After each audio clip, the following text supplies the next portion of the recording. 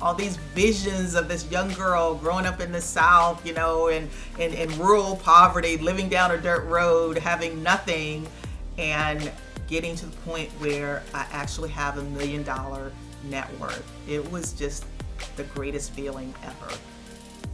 My name is Jackie Cummings Koski. I live in southwestern Ohio, and I achieved FIRE at the age of 49 with $1.3 million.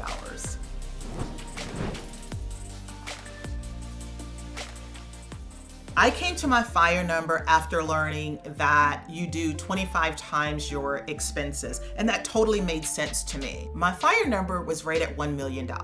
My expenses were between like $40,000 to $45,000 a year.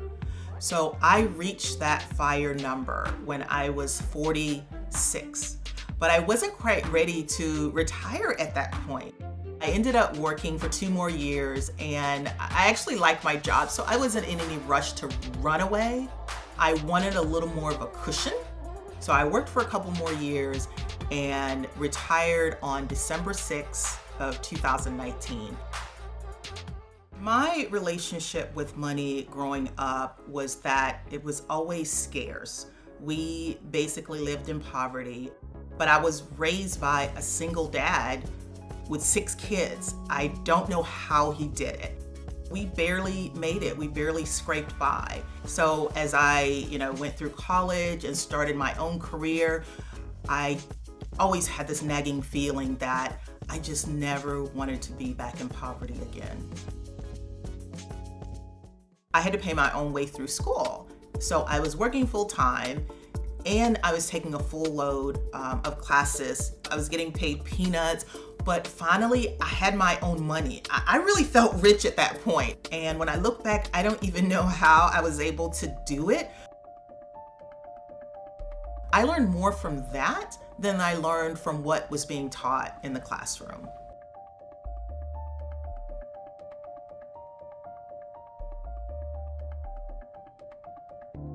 A lot of people do think that you have to make over 6 figures, but because there's so many variables and factors that you need to look at, I was always wanting to be smart with the money that I had versus thinking that having a higher income was always the thing that got me ahead.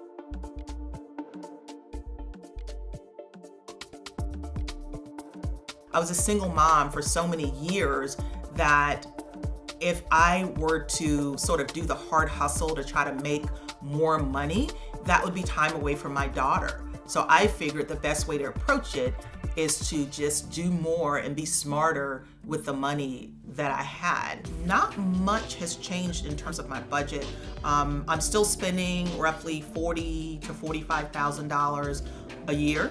So my monthly expenses probably run about $3,000 to $4,000. So my mortgage is about $1,000 a month.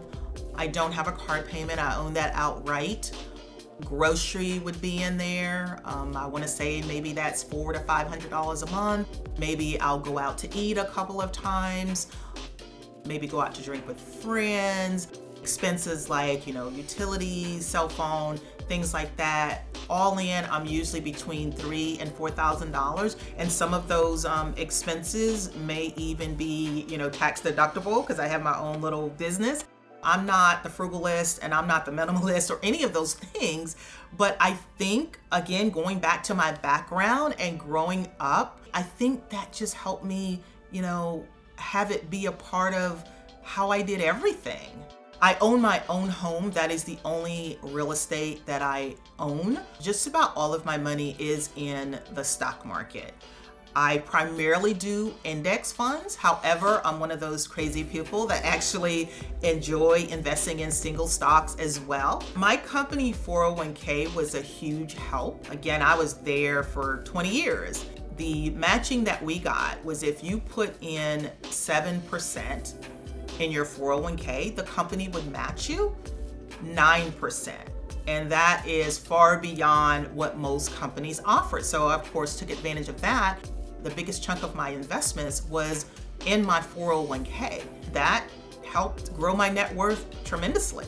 A really big milestone for most people is when you hit the $1 million net worth mark. And I think I was 46 when I hit that number.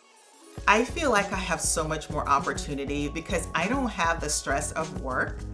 I don't have the pressure of structuring my day or my efforts and activities based on what someone else wants. So I get to channel all of my energy towards what I really love, what I consider my life's work. I love the outdoors. So I love hiking, walking, but it has to be in a beautiful place. And there's this park really close to my house that I try to go to nearly every day. And I just enjoy like smelling the roses and just taking a deep breath and enjoying being outside. I think we make a mistake by trying to assume that everyone has the same hierarchy that we do in terms of how we spend our money.